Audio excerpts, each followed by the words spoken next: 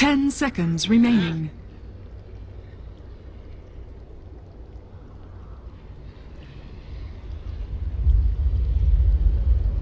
Dazzle!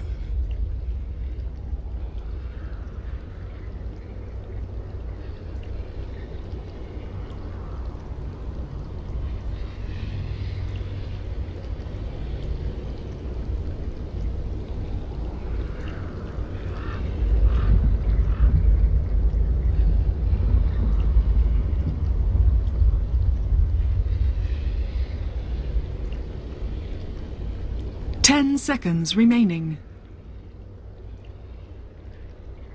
5 seconds remaining. Bang!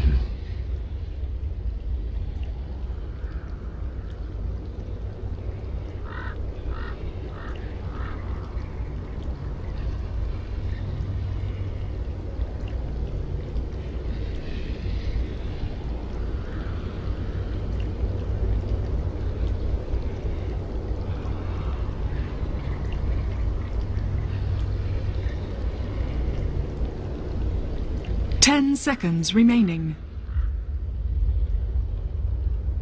5 seconds remaining.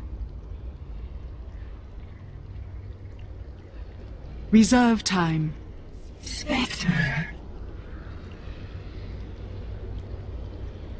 Dusker.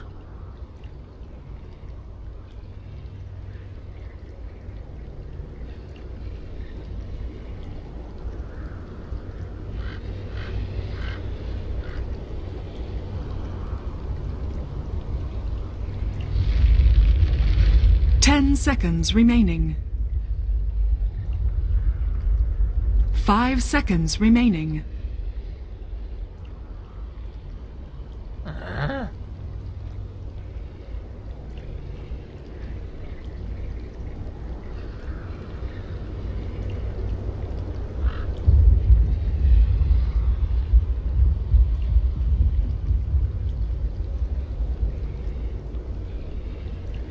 Ten seconds remaining.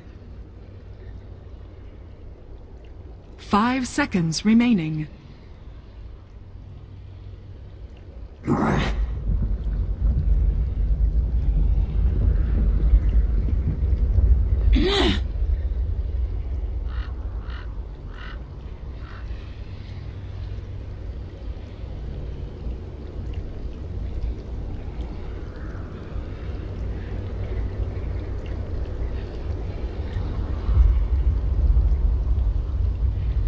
Ten seconds remaining. 5 seconds remaining. Reserve time.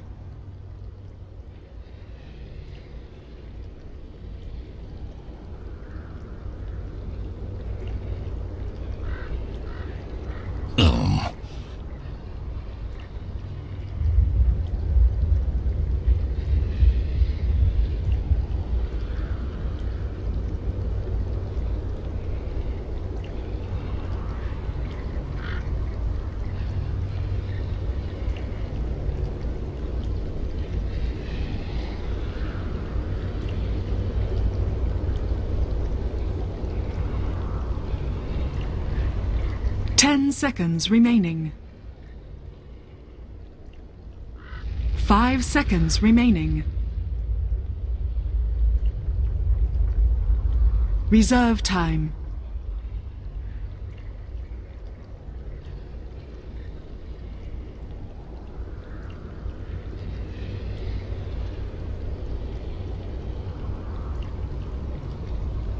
Clockwork!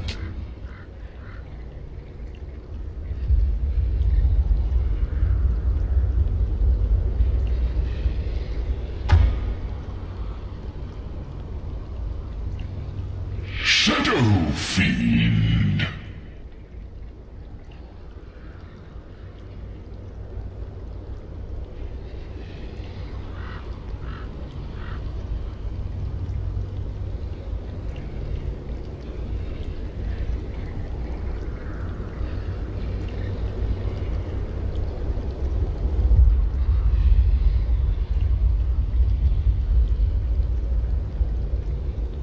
10 seconds remaining.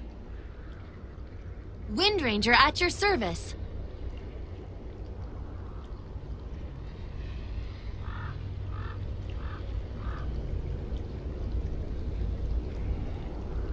Phantom Lancer.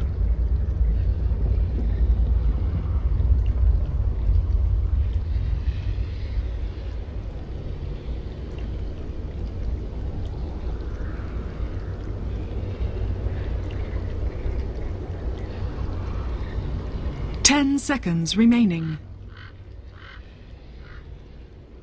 5 seconds remaining. Reserve time.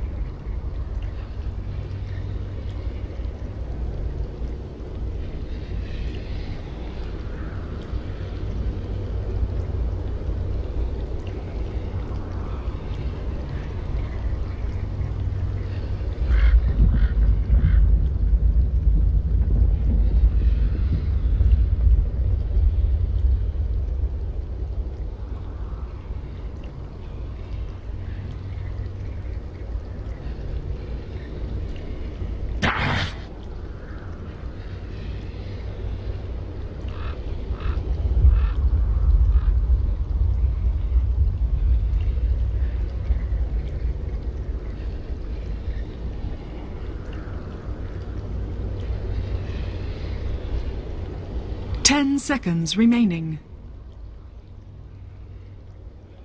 5 seconds remaining. Reserve time.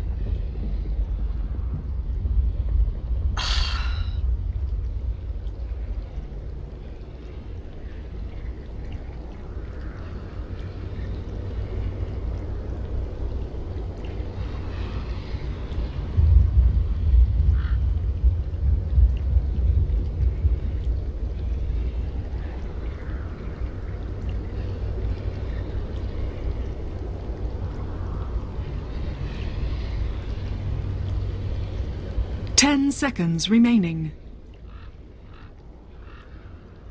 5 seconds remaining.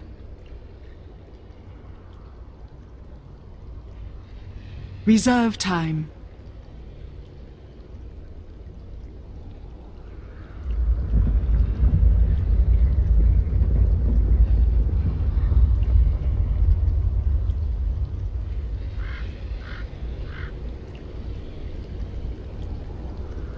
Ten seconds remaining.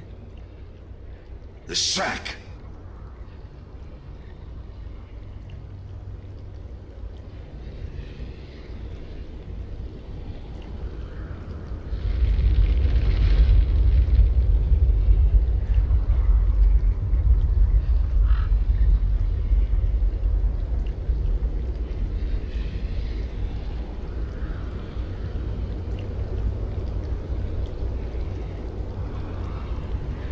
Ten seconds remaining. 5 seconds remaining.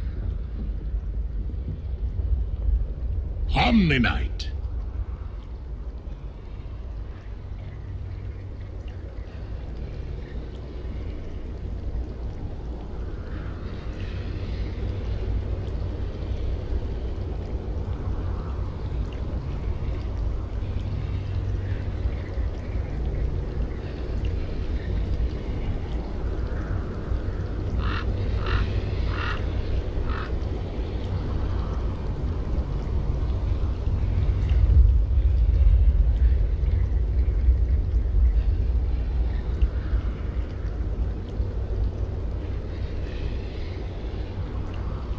Thanks, Iori. That's right. I'm Capitalist. I'm joined by my good friend and co-caster, Blitz. Good friend. Our first series. Good friend. All right, so a last pick Omni-Knight. We got to talk about that since the analysts didn't really get the chance. Yeah, this was something that actually I saw MVP Phoenix used to use a lot in Korea. We saw them use it at TI as well against, I can't remember, but I think they used it against Newbie. if I remember correctly, where they ran the Omni Knight in conjunction with the Shadow Fiend, just to make sure that the Shadow Fiend could play a little bit greedier, doesn't have to go for the BKB immediately, and it's just one of those heroes that can really protect your heroes and sustain the push.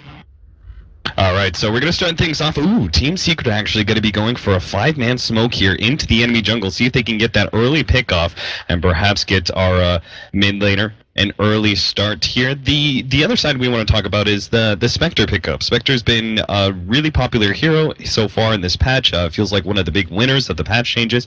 We may have to hold that thought, though, because Black, he may be forced into an early doppelganger or maybe even first blood if they set this one up right. If they can get the early sleep and just chain stun Black, Team Secret will be in a great position to start this first game. But as the smoke wears off, they're going to kind of lose their opportunity. They're waiting for Black to choose to head up towards that Battering Rune area. Spectre, Eternal Envy actually showing himself a little bit, and looks like they're just going to reset back to lanes now. I think they think that this gank is pretty unlikely, just because it is a Phantom Lancer.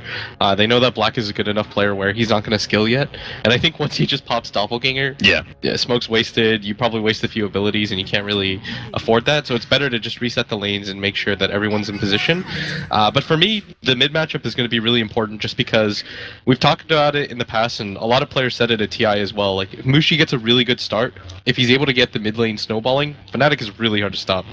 And in that case, shouldn't Pylai die and Puppey, try and rotate into that middle lane and shut down Mushi as early as possible, especially since it is a Radiant side SF? Yeah, this was the Pylai die play. It was pioneered in like MLG Columbus 2013 speed gaming days, where he would play that Skywrath Mage or that Wind Ranger, come to the mid lane, trade a few blows with the enemy mid, and then just run off.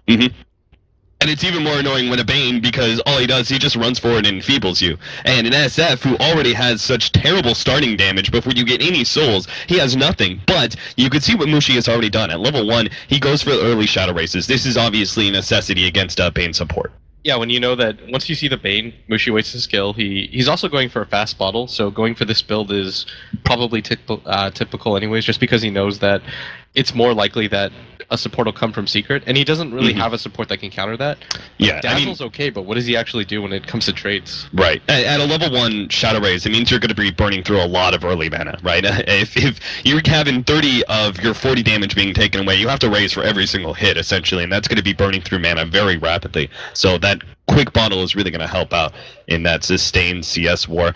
Meanwhile, on the Fnatic side, we also have the off lane. DJ is going to be playing the Tusk now. He's probably going to be matched up against the Spectre plus those two supports. You want to be able to give Spectre a lot of protection early on. The Bane Leshrac do have a lot of kill potential, especially when they get around level 3. A dangerous lane for Tusk through and through, because they can kind of guarantee that stun does land. What do you think that DJ needs to do in order to make this lane a little bit better for him? Just survive and wait for the supports to eventually go for things like the stack, things like rotations. Yeah. Because I think I saw it in the past when Envy actually played Spectre. He had quite an easy lane. He was like one-on-one against an Earthshaker in the short lane on Radiant side. Right. If you remember that game, I think we casted it together, and he just had like the fastest Radiance as a result. But I think against a hero like Tusk is one of the heroes that can really contest safe lane carries, as long as he has levels. So what DJ has to do is he just has to really be aware of where at least one support is. Because if it's, for example, a Bane mid or a Bane stacking or Bane going off and doing other things, then he knows that the kill combo isn't there. It's just the combination of the Leshrac and the Bane that'll kill him. Right.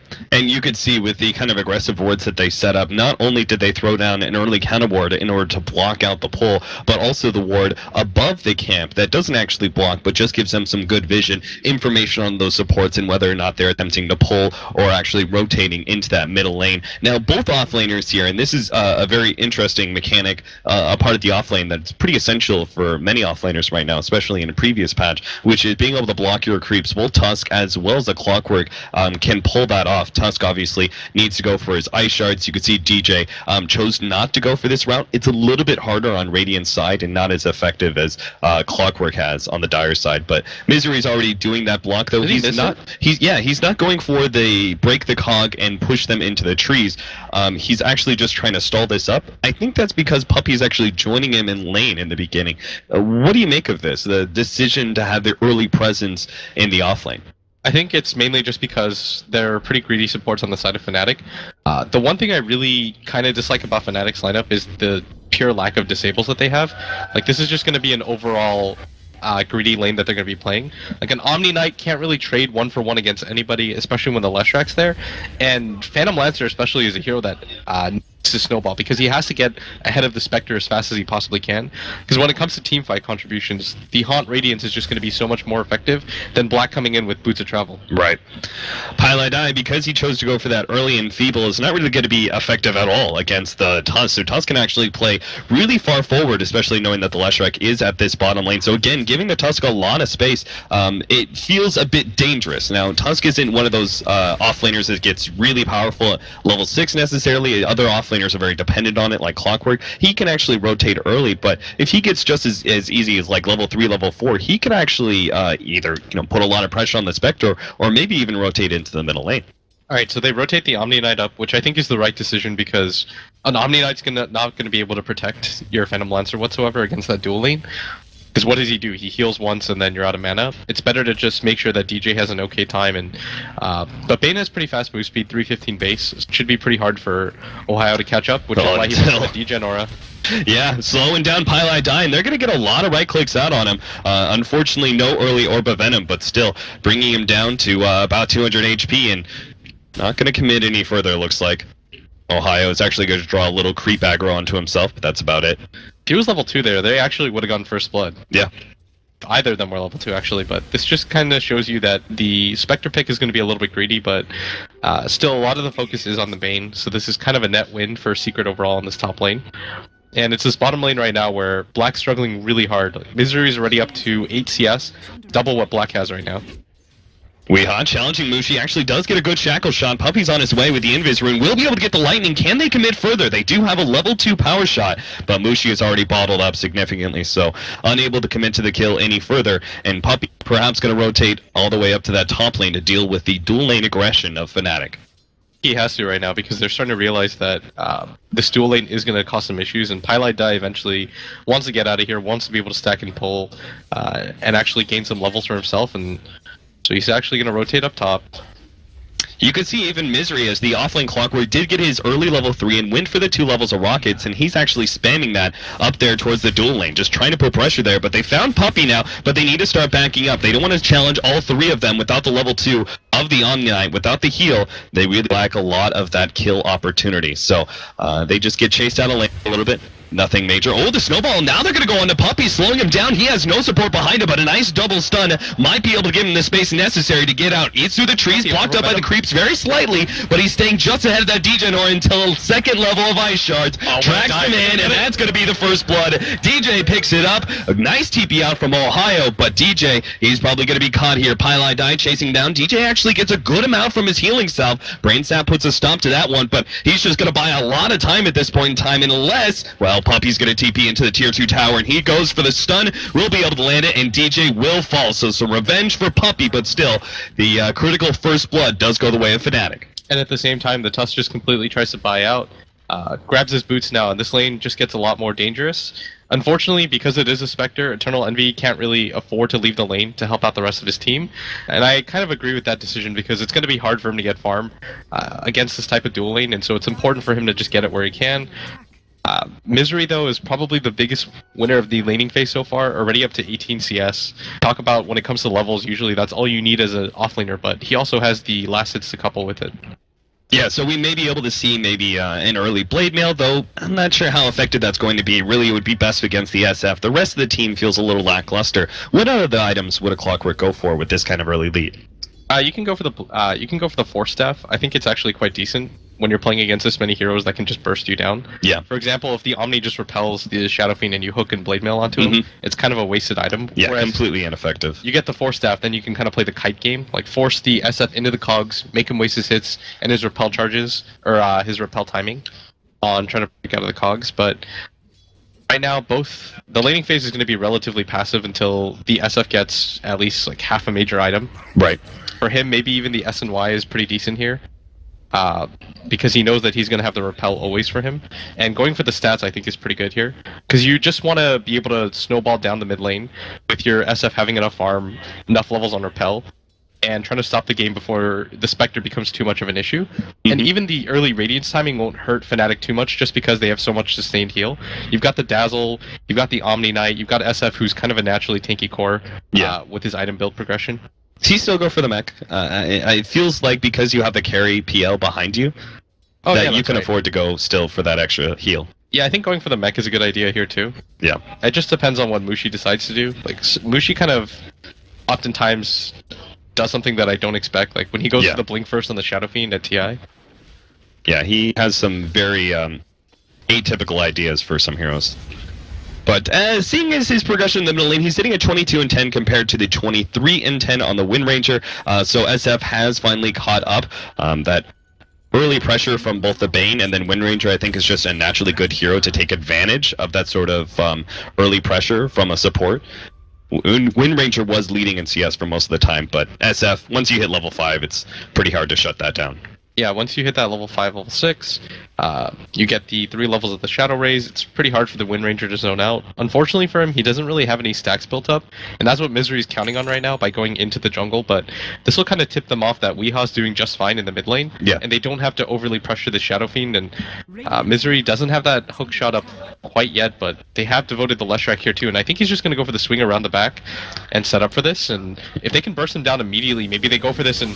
Oh, the Cogs actually misses still, though the Shackle Shot comes out. They get the stun. Moody will end up going down before support could get there. Ohio was running in, but just didn't get there in time. Same goes for the Dazzle TP. Yeah, neither the Shackle Shot or the Cogs landed, but it didn't really matter just because Puppey was there. They even used the Haunt just to secure that kill, but I'm okay with that, just because it allows Eternal Envy to be a part of something. Yeah. And that's one of the big things, especially since he is going for this Urn build now. I really like this build on the Spectre because you can be a part of so many kills thanks to that ultimate. And I feel it provides a lot of early pressure. But what about the change-up here? Because we've also seen, I feel like the standard build right now, popularized by some of the best carries, is actually going for treads, maybe drums, and then you start going for that Radiance and early stat build. But Phase Boots did kind of get buffed up. I feel like the Phase also works well with the early aggression of the Urn. Do you think Eternal Envy would consider that kind of hyper-aggressive build on Spectre, or still fall back on the more stat-focused build? I think you go for the stat-focused build. I don't actually think you go for drums or anything like that. I feel like that's a pretty heavy commitment. I think going for something like the Ring of Aquila is a lot more stable. Just go for the Ring of Aquila, go for treads, and then go for the Radiance. That'll make you tanky enough and make you actually useful in fights. I think going for a full drums, though, is way too heavy of a commitment in terms of item builds. Yeah. Ohio going to be spotted out by the Rocket in the middle lane. They're putting a little bit more protection on Mushi. They can't afford to allow a secondary gank like that, especially without any stacks for him to catch back up. Pressure on DJ, but will be able to stay just ahead of the sleep coming from Pilot Eye. Yeah, this laning phase is still going pretty decently for both teams. Secret have a minor advantage, but I think that's pretty heavily concentrated because of their off lane and just how well that's been able to do. And they're actually making a really aggressive move on Pi. And yeah, they block him out. Nice ice shards, and they'll just burst him down. Puppey's two-man stun doesn't really do much to save Pi's health. Oh, nice TP out from Misery at the bottom lane. He was kind of trapped by Black and didn't want to risk it, so it just pops the Cogs and TP's out. Radiant's top tower is still a pretty decent rotation. They were able to get a lot of XP on some of their heroes. Unfortunately, it's just a Bane that's actually a lot more leveled than I thought he'd be. He's already up to level 4, which is better than what I expected considering how much he's been able to rotate. Yeah, a lot of effective pulling from Team Secret, being able to get a couple of double pulls here and there. DJ, it's very hard for him, especially without vision in the enemy jungle. Like that ward ended up going down, and now he has no idea if Pi is there, where the potential kill power is, because once he gets hit by the sleep, he's almost all but guaranteed dead. Yeah, what's weird right now is that Mushi, he often likes to do this. He saves up some gold. He actually buys the full buckler, so it will be the mech. And I think this is just going to be one of those games where Shadow Fiend gets a mech, gets some early stat items, and they just try to push behind the strength of that and the repel. Yeah. Because eventually the repel does get kind of weak, especially when you've got who can just purchase the diffusal, use it repeatedly, purge off the Guardian Angel and the repel. Now you could see one of the big buffs to the Bane in this latest patch in this bottom lane. They're actually keeping him as the offlaner here, and with the very low mana cost of the Sap, he's able to spam it out a little bit on Black, and between that and the Rockets, they've actually forced him back to his bottle. Start reaching up. Mushi, meanwhile, as you guys can see, has been clearing through some of the jungle. Alright, so SF still doesn't have treads, but I guess he feels comfortable with just the Belted Giant Strength as an HP booster. But treads is so efficient to get. This is just kind of one of those things that I feel like Mushi's pretty unique in. He changes around his build so frequently. Yeah.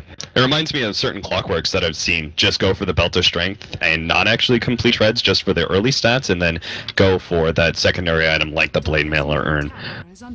It's so effective though in tread swatching. Tread swapping for especially a Shadow Fiend.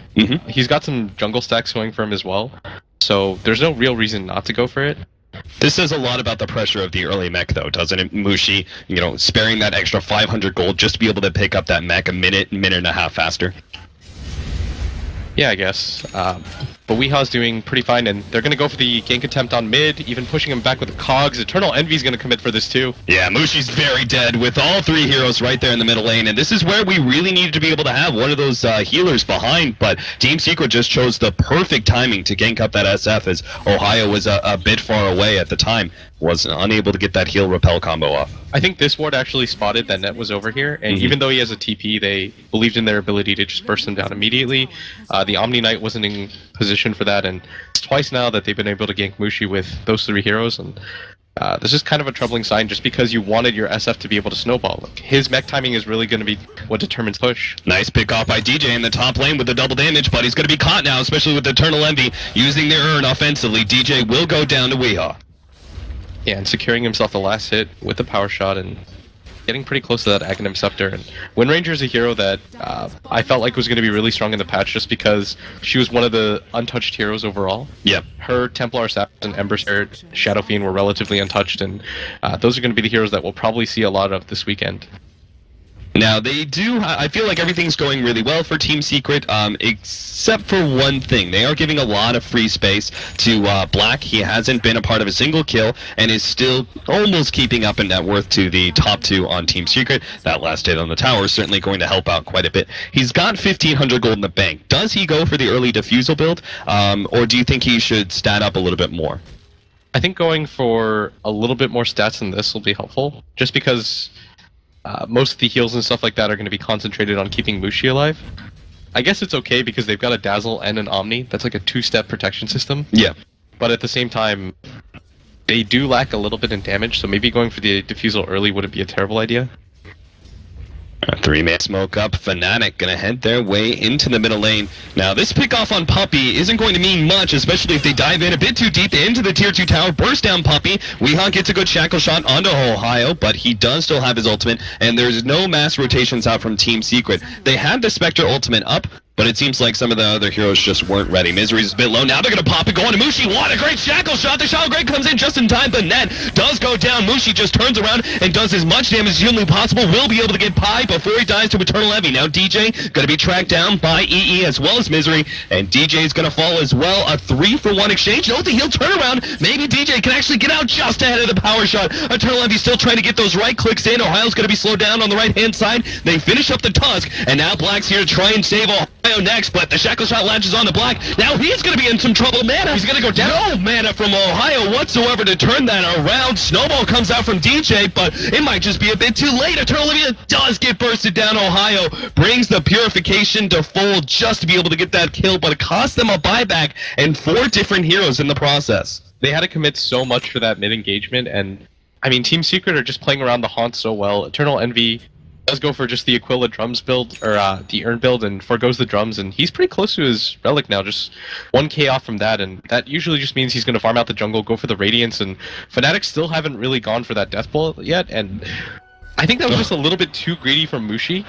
Well, that's a bad time for Pi to pop that smoke. He even throws down the counter ward, assuming, oh, they must have had a ward here, but nope, just a counter ward. So just good positioning, I guess, from DJ. Mushi goes back to clear out the rest of his stacks and finish up that mech, which is desperately needed. I mean, you could see the lack of that mech in that team fight just meant so much for Fnatic. Yeah, and it was more just the fact that I think he tried to min-max a little bit too hard. Like, he had 300 HP, but he had a regen ring the entire time, and he thinks to himself, okay, I can probably just back off, re-engage with the regen. They wasted a lot of abilities, but he can't really afford to do that against a Spectre, especially.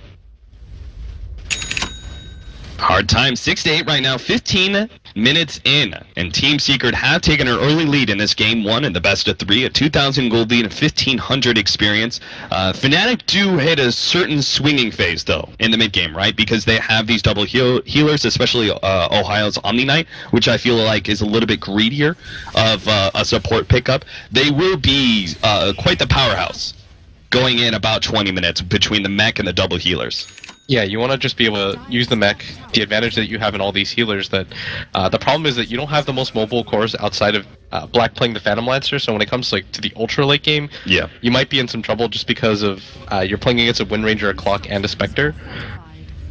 And they're going for it right now as Mushi backing him up with that mech, but it looks like they do want to defend for this tier 1 tower down at bottom because it is still pretty healthy. Oh, they go for the snowball immediately, and now more TP's in, but Misery's going to be able to keep everyone blocked down. DJ is going to be able to get the Walrus Punch onto Misery, slowing him down a bit more. The lance comes out, but it's not enough to finish off Misery with that haste rune. Does get out, so Fnatic, I mean, I think that was generally speaking the right idea. They want to be able to take that tier 1 tower, but Team Secret knew, okay, with the mech and everything else, we can't really 5-on-5 fight them right now. Let's just wait on the Radiant. So instead, they go for the split push. Fnatic try to catch them, but doesn't really work out. Ice Shards does block Pylai die-in. DJ is going to be able to go for the snowball here. Pi is going to get bursted down, so great pickoff, and that may turn into another tower for Fnatic, but as I say that, Fnatic kind of hemming and hawing where they're going to go to. Looks like they're going to go to middle lane and try and take that tier 1 mid. They've got to be really decisive here because they know that Eternal Envy is pretty close to that Radiance. Like, they have to actually feel it because he hasn't gone for the treads or anything like that. It's been a while since he's died. He's already been a part of 7 kills so far in this game. All but one of his teams, and he's been farming pretty hard. Kind of have to take advantage of the timings in your items because you're not really waiting for an item on DJ. Like, if you look at his item build, he's got the treads, but he's not really scaling very well. Your 2 supports don't really have disables, so they're not really going to provide too much for you in lockdown. So it really just comes down to be able to snowball off of these cores, but Weehaw already has that Aghanim Scepter, and it's going to be pretty scary for Fnatic just because Secret now have a ton of damage on their side. Black continuing to farm away, does get the first Blade of Alacrity to what could be the Diffusal Blade. I don't really feel like you have the room to go for the Yasha, so yeah, he completes the Diffusal now.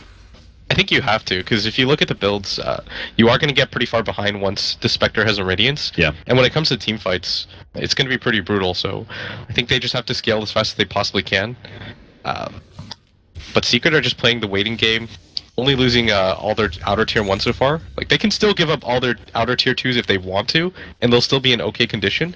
But by the time that Eternal Envy has his Diffusal, they should be able to defend them all. And that means Fnatic just have to be a lot more decisive, being able to use pretty aggressive smokes, trying to get wards out into the jungle, and just playing aggressive overall. Eternal Envy, he can feel it. He even throws out the dagger, the last bit of mana he has, just to farm that much quicker, because the last wave, and maybe this wave, might be able to finish it up for him. Meanwhile, Fnatic are going for kind of a 2-man gank, DJ and Ohio. As a smoked up duo, might just be able to pick off Misery. Unfortunately, the smoke fades, and Misery, they reveal him, but he's already TP'd out. Alright, there's the timing we were talking about, and pretty much every Dota player since Dota 1 knows this timing, is that once Spectre gets a Radiance, plus Haunt, everyone's lives get so much considerably more difficult. Yeah. And this is a really quick Radiance too. He's been relatively unpressured, and this is just because Secret kind of realized when you play a hero like Spectre, it's not about playing entirely defensively, it's about using that Haunt aggressively, creating space for yourself, and not just waiting for your Spectre to passively get a Radiance. Right. Spectre, level 12 is in well. Now, this is also a pretty typical trade-off. Going back for quite some time in Dota 1 and Dota 2. The Roshan in exchange for the tier 2 tower, the top lane. However, Fnatic actually split their forces, which is a bit dangerous against a Radiance, but they split their forces, keeping the SF in the top lane and running the rest of the 4 heroes towards that Roshan pit. Team Secret were forced back, and Fnatic now in a position to be able to take the tier 2 in the middle lane as well. So, all things considered, all this for a tier 1 tower at the bottom lane. Really good trade-off by Fnatic so far. They're going to get quite the net worth lead if this is allowed, but Team Secret looks like they're going to mount up for their first real defense of a tower. And I think they should. They've got so much going for them right now. They've got a lot of their core items. Misery just goes for the medallion. I think because they want a quick way to go for the Roton. And Eternal Envy's just frontlining right now. Doesn't really care. Understands that he's tanky enough, and he has the Haunt available. Yeah, he's even got 7 Magic Wand charges just for a nasty occasion. And see the circles coming out from Fnatic. They know that Roshan's going to be the next big objective. Question is, which team is really going to find the first opening? Team Secret can sit back, continue to farm up. The pressure is really on Fnatic to find an opening, get a pick off on Team Secret, and utilize that opening to take an Aegis. And this is the scary thing about playing against a Spectre, because Fnatic know that if they lose this fight around the Roche pit, they've pretty much hard committed the game. Yeah. And so they don't want to go. Oh, the hook shot in. Misery, he makes a heavy commitment there, just throws out the cogs. They know Roshan is quite low, and already one race takes out one. Weeha's going to be snowballed up. They're going to be able to take Roshan here in a second. It looks like he's going to try and go for it, but no! DJ grabs the Aegis right in front of Eternal Envy, and now he's going to pop the ultimate and attempt to get away, but he can't get out. Mushi picks up the double kill on Fnatic. That was so close to going wrong for them, but they enter into the Roshan pit at just the perfect time. And Team Secret lose 3, lose Roshan, and give away that Aegis. Oh, that's so bad. Right now, they were hitting this really sick timing where, you know, they were able to contest a lot on the map. You had the Radiance from the Spec. Spec actually daggers in offensively and kind of goes to the YOLO play in. Yep. He gets the last hit on the Roshan, which is great for Secret, but the Aegis was the real target here, and Mushi being able to... It's actually not on Mushi. Who actually picked it up? DJ got it. So yeah, it's not DJ's the best. But so you can see from the replay that we have going on here, Fnatic, they start going for the Roshan pit. Misery jumps immediately, just trying to buy his team as much time as humanly possible, but Fnatic see that rate and go, okay, he must be trying to just slow us down from going to Roshan. They clear through everybody with some AoE, and then Eternal Envy, he gets that right click, but it doesn't matter. DJ steals the Aegis, and without that, Eternal Envy is done for. I think that initiation from the Clockwork was just like a second too early. He had to wait just a little bit to create a little bit more space, but I think he thought that his team was going to be able to do it a little bit faster, but it was the medallion that was helping them a lot, and once that Clockwork was out of that Roche pit, it made things quite difficult. But I think what Secret do now is just push out the waves as aggressively as you possibly can, reset, wait for the Spectre to get huge again, and just kind of slow down the pace of the game. Because Fnatic, they didn't get the Aegis on the target that they wanted. Like, the Tusk getting it doesn't really change anything. Right. So it's not like they can go for this death ball push, but Fnatic gets so much stronger as a result. Like, Mushi has a fully completed SNY, which is the build that we thought he'd go for in the first place when you go for these death ball pushes. And now he's going to go back for the BK, it looks like. Yeah, I think this is just so that you don't have to rely on just the repel, and this is a good idea just because you can use the repel then on the Phantom Lancer, on one of your other supports, even on the Tusk who can just kind of initiate with it. Right. And it just kind of makes your team a little bit more versatile and a lot less all-in-y and relying on the repel. Okay, now I know this is going to be pretty off the wall and maybe a bit out there. Okay. So, Blitz, we've talked a lot about Silver Edge versus the Spectre and how being able to take away the passive of the Spectre, especially Dispersion, means a lot for that hero. Do you think that would be a potential build, seeing as you have that Repel to fall back on, or do you really think having a BKB on the SF and freeing up the Repel to be placed on the Phantom Lancer means more? I don't know. I personally really like the Silver Edge against the SF, but... Net, the hook shot misses, and he's just going to Shell Grave and TP out because of that one. So, looks like, yeah, he'll be able to heal through the urn quite nicely, and the blink away from DJ, he will also get out. This is still good from Secret. They're just trying to back Fnatic out, make sure that they're not going to go for that 5-man push. They want to delay it as much as they possibly can, because this is the type of hero that Spectre is that you want to just have that one ideal fight where the enemy team is heavily committed, and you've just got the most possible items you possibly can. But I think the Silver Edge, going back to that, it's an okay idea.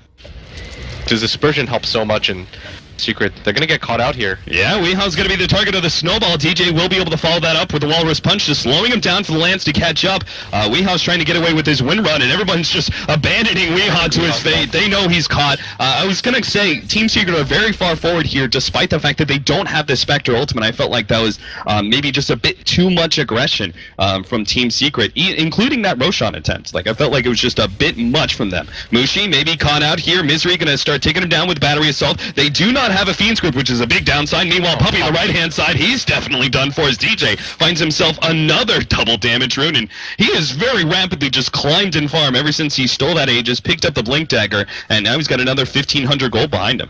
I mean, DJ, what a player. He's making so much happen around the map, just keeping the supports poor, keeping a lot of the focus on him. And I think EE going for the move at bottom when he goes to the Haunt on that Dazzle is a decent play, but staying after was just a little bit too greedy. He has to realize that Fnatic are going to rotate for that fight, just because they know that Haunt's down, they know that the Spectre still isn't too tanky, and Fnatic are just going to take so much as a result of that. They're going to go for this bottom tier 1 or tier 2 push. They've got the mech available, everyone's relatively healthy. They could even keep going on if they want. Alright, Mushi, well, with the next couple of creep waves, he will be able to finish up that BKB, and we'll have a nice tanky lineup for Fnatic, especially with Black beginning to work on what I believe to be a Scotty with that first ultimate orb. I'm not sure if the Manta would really pay off with a lot of this AoE. Spectre ultimate gets popped, and they just deal out some damage. Ohio actually responds with his ultimate. They're going to kill the Tusk right here. Yeah, Tusk is done for. Out. They've already taken one Aegis, they're going to slow him down even more with the Lightning Bolt, but he's gone back to the rest of his team. A shackled shot lands on the Black and Ohio, and Puppey's going to try and combo that one up, but with the heals, Secret really cannot make a commitment onto the carry of Fnatic. So that was the Spectre ultimate used to take away the Aegis that was going to go down soon anyway, and we talked about how it really wasn't that big priority on an offlaner like Tusk anyway. Was that worth it for Team Secret? I'm not really sure it is, because I think Fnatic just say, okay, let's go for the push here. Yeah. Haunt is the one thing that really prevents us from being able to stomp fights, just because if we lose to a Haunted Spectre, that could just be the game, but Fnatic realized that spell is gone. Secret can't really do much to contest this anymore, because Wind Ranger and Spectre aren't heroes that you want to be able to send into the front line to get into fights. You want to be able to play those heroes around space, and they can't really do that when Fnatic are just knocking at their front door. Like, they're going to send the repelled Mushi in. What did they actually do against him right now? They don't have the diffusal available on anybody. There's no damage that can really go through this. Right. And especially with Lance after Lance, forcing back some of these supports like Puppey, just keeps on taking the Lance, and then you've got the diffusal. Illusion Blade hits as well. Finally, they do have the BKB delivered for Mushi, but as they get it, they're actually going to back up and take some time, more time to farm. And I think what they really want is to finish up this big stat item on Black, finish out that Scotty, and see if his tankiness combined with the SF, they can just run over Team Secret before the Spectre gets big. Mushi's just going to be magic immune for so long if they time things right. Yeah. You repel him, the 12 seconds, and then he uses his BKB, then the repel's back on cooldown. Yeah. You repel him again. It's like 40 seconds where he's just doing whatever he wants, and Puppey might actually go down. He's quite low. They turn it, Fiend's Grip onto DJ here, and the repel does prevent a lot of the damage, but holds him there for some time. Unfortunately, there's no real trade-off, and DJ might just commit the Ice Shards. Oh, barely misses. Puppey does escape with just 70 HP. Still, though, Shackle Shot onto net. Heal in, and Weeha's forced to blink back. And nobody goes down right now. Yeah. On the side of Fnatic. Just have so much protection for all their cores and all their heroes, and Black's going to go for the split push, just forcing the waves, try to put pressure. And Eternal Envy? I think he's cutting the creep wave, trying to put a stop to this Fnatic push before they can really gain some steam. But that being said, Black is also pushing up the top lane, and it looks like Fnatic may just make the commitment up there instead. Yeah, Eternal Envy has to go for this right now. Try to cut the wave, delay things as much as possible, and he's going to play on the enemy jungle side just because he knows that that's the safest place to be. Just because Fnatic want to get aggressive, he's got the Haunt available level 3, so his presence in the early fight isn't going to matter quite too much. He wants things to be delayed as much as possible, and for a guaranteed fight for him to come in. Mushi throws out a lot of damage. I mean, with the repel and the heals that he can go back to, like, he even stood against the focus fire, the Wind Ranger. It was just like, whatever, I mean, you're not going to kill me anytime soon, and you're not really going to threaten my sustain because I've got my mech. I also have Jump In. DJ just pops the Bane real quickly. Misery's going to make his jump to the Shackle Shot onto Misery. Nice snowball save from DJ. He's going to be able to throw that one out back to Misery, who's just going to get blown up now by Mushi with a BKB ulti, and the rest of Team Secret taking that damage reduction are going to be forced back as well. Eternal Envy desperately trying to dagger his way over the cliff, but he's not going to make it. He goes down as well. Puppey comes back in, 2-man stun. Shackle Shot on the side, but another snowball! DJ cannot be stopped right now! Mushi, he finally does fall, but an ultimate goes out, and most of Team Secret have gone down. It's only Mystery who stays alive, more buybacks. Puppey as well as Weehog pop theirs, and the rest of Fnatic, they call it a day. That was a beautiful team fight. Sure, they didn't take the tier 3 objective, but they forced out so much from Team Secret. I mean, how many times can Weehaw hit a double shackle on the heroes that he needs to hit, and they still don't get anything out of it? That's just beautiful play by the Tusk. Every single time, right there with the snowball, he realizes it's a lot less useful as an initiation spell, and just it's a lot better to be able to save his cores. As a result, Mushi was able to get that BKB off, was able to get that mech off, and they were able to force the Spec to hard commit too. And this is so huge because every single fight that they have, every time, and so he's not really scaling up like he should so far.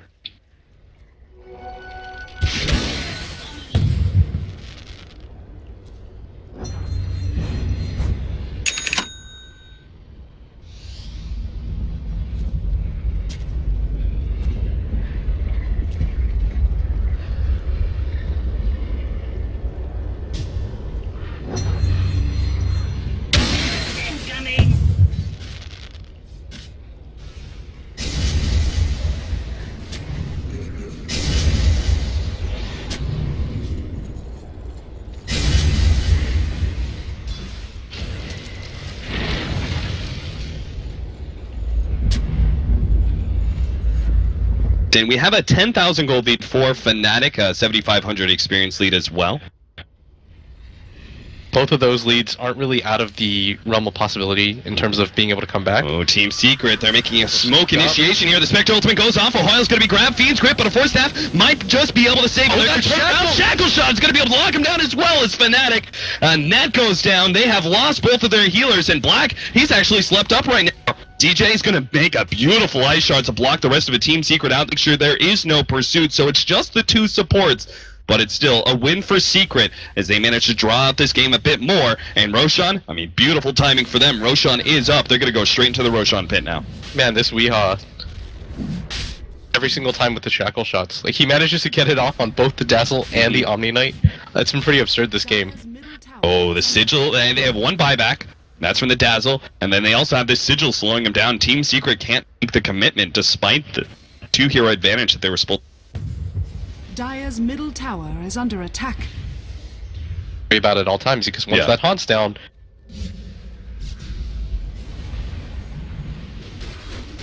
Shadow Wave! Radiant's top tower is under attack. Fear not heresy.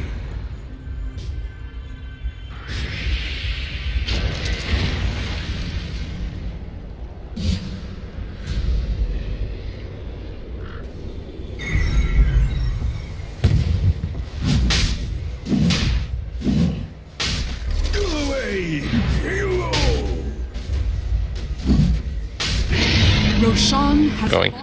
Alright, so Fnatic, they are going to be able to take the Aegis, as Team Secret weren't really able to contest whatsoever. So the Aegis does go down onto Black, his Phantom Lancer, and he chose to go for the Manta Blitz. Can you explain that a little bit? As opposed to like the stat focus Scotty. I think you just want to be able to send illusions in, sure, to chip away at the towers, because that's really what's preventing you from going for the high ground pushes and fanning out, is that small pocketed space, and that's where the Wind Ranger and heroes like the Cloud want to be able to create as much chaos as you possibly.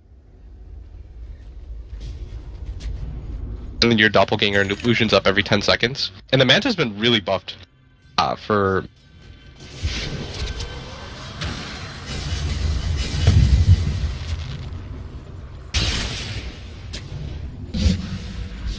Radiant's top tower has fallen.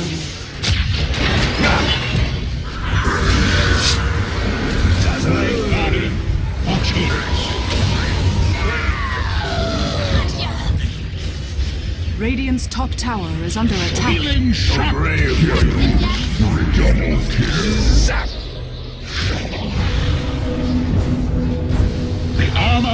Radiant's top tower is under attack. Shadow Wave!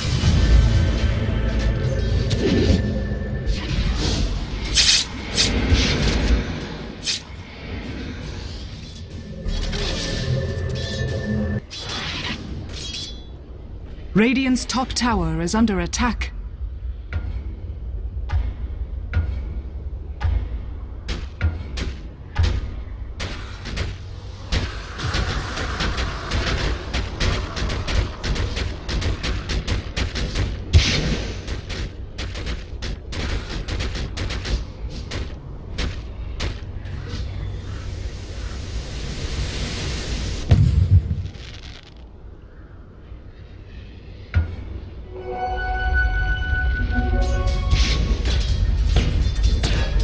Illusion!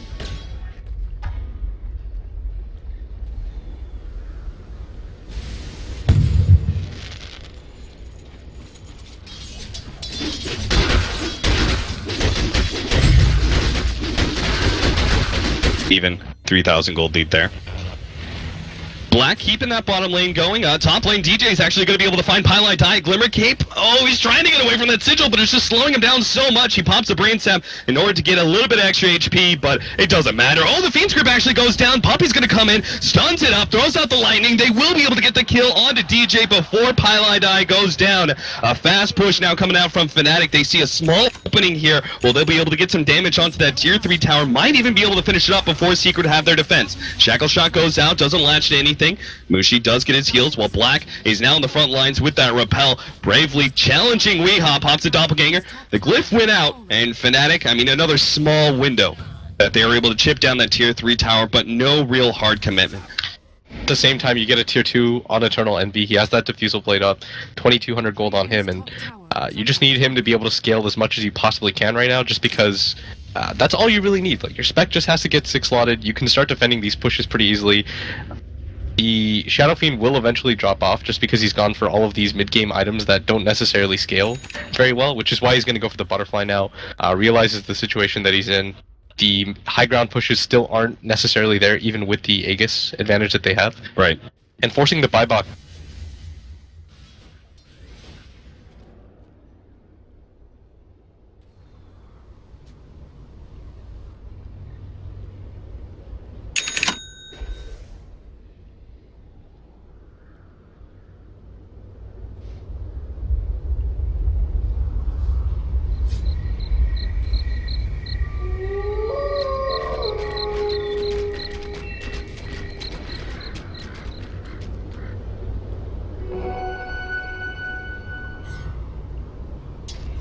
Which is what Mushi kind of hid. Like, this is the one upside of him hiding his items like he does, is that when he has the build-up for it, you just immediately get the Butterfly, and then Weehaw's like, what the? It's a whole 4,700 gold save. Yeah, all of a sudden he comes out He's off this time. Yeah. Usually, most of the time, it just, like, irritates me. I'm just like, you have 6,800 gold as an anti-mage. You're gonna buy a Battle Fury. Alright, so finally getting things back underway. Tusk, man. Choosing instead of going for the BKB actually goes for the full Desolator pickup. I really like this when he's, especially as the initiator, if he's able to get that Walrus Punch in somebody and you know, hold them in an area for a certain amount of time and also decrease their armor, combined with the ESF, who already has that natural minus armor aura, they can actually just focus somebody down really quickly, and Secret don't have the best to stop that. They have a defensive sleep from the Bane, but that's about it. Walrus Punch jumps in, Puppy immediately just gets torn apart by the illusions. Glimmer Cape will fortunately be able to save him some time. Meanwhile, Misery makes a commitment on Mushi, does manage to back out before the ultimate goes out. You're not going anywhere. Please here. Nothing.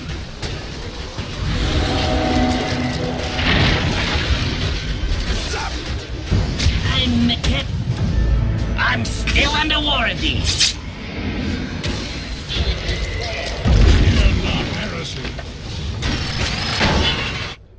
We'll be able to get him out. Misery makes the initiation.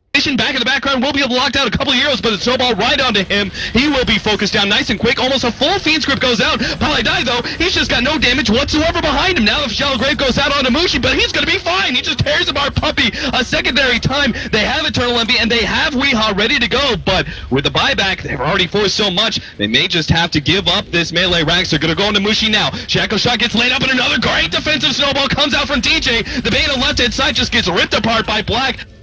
Dire's bottom barracks are under attack. Dire's bottom barracks has fallen. Dire's bottom barracks has fallen. Radiant's middle tower is under attack. Dire's middle tower has fallen. Dire's middle barracks are under attack. Probably Mega Creeps at the very least. It's only the Bane and the Wind Ranger, not a whole lot of defense that they can mount. The Clockwork doesn't have the farm necessary to be able to do much, and I think that is going to mean game is Mega Creeps should fall pretty shortly. Yeah, they maybe have one last defense with only 4 heroes, and I'm just not sure how they're going to be able to win it, as Black and Mushi are huge. That's going to be our last melee racks and the last range racks going down now, and there's the call. Puppy calls it GG! A loss for Team Secret in the first game of this best-of-3 series as Fnatic come out big.